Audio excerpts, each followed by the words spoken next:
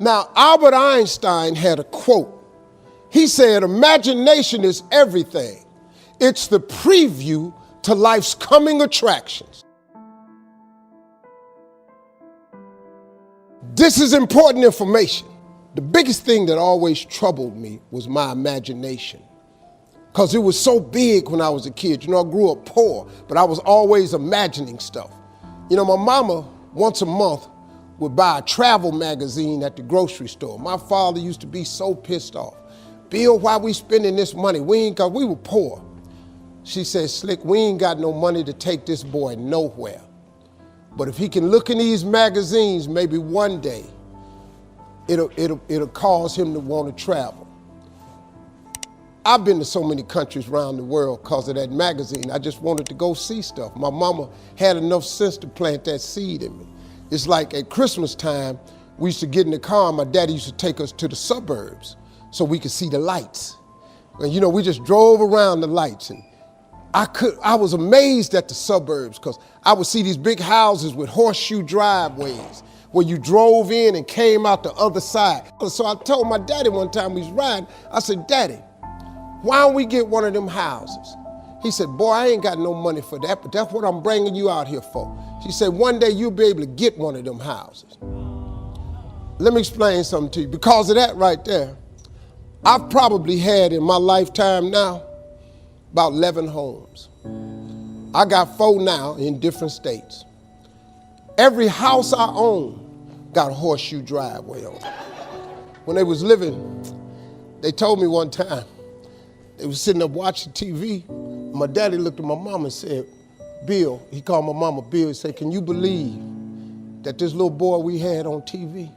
She said, Slick, I can't believe this. I used to send my daddy $5,000 a week.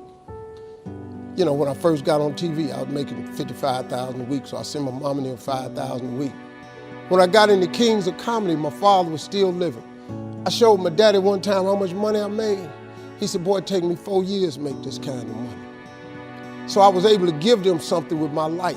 So before my mom and them left this world, I could give them something. I bought them everything, man, houses, cars, furniture. I bought them everything I could think. I tried.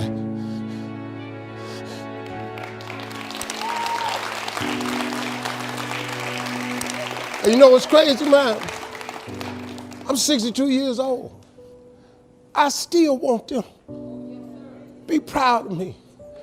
I'm still hoping that they in heaven watching me and they see me turn into somebody. That's all I ever wanted. It was in my imagination to take care of them. You just got to believe that. You just got to believe, man. Don't ever give up.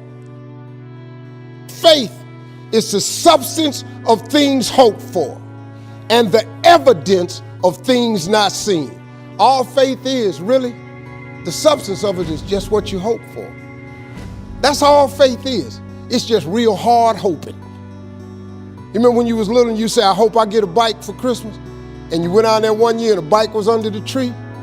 You remember when you said you hope you graduate and you mess around and got a diploma?